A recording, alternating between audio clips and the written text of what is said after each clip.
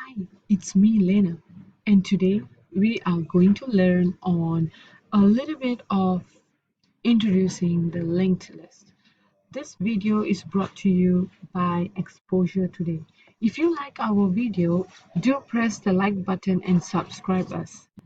To start with, let's recap a little bit of what we learned in the previous lesson and a little bit of extra additional things that we can actually talk about at this moment about linked list is that linked list is actually a linear data structure. And basically, linked list elements are linked using pointers. For example, we can actually look at a node here. A linked list is represented by a pointer to the first node of the linked list. So when we talk about pointing to the next node, so basically it is linked like this. Each node is basically linked to the next one.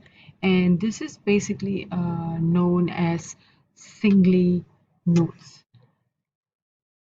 So they are basically linked like this.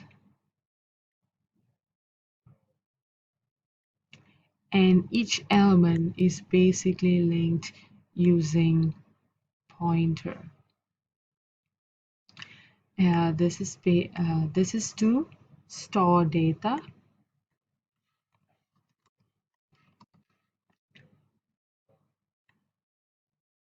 and this is actually the address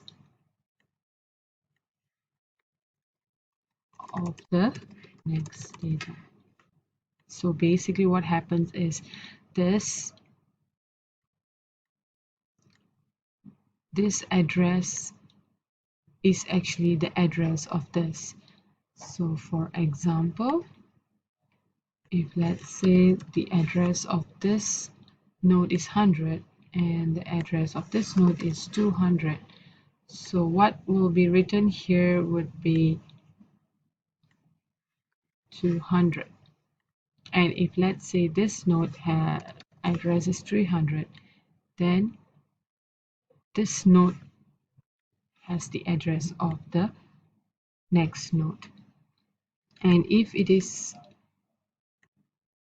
the last node, so it actually ends with null. In other words, this is empty, 0.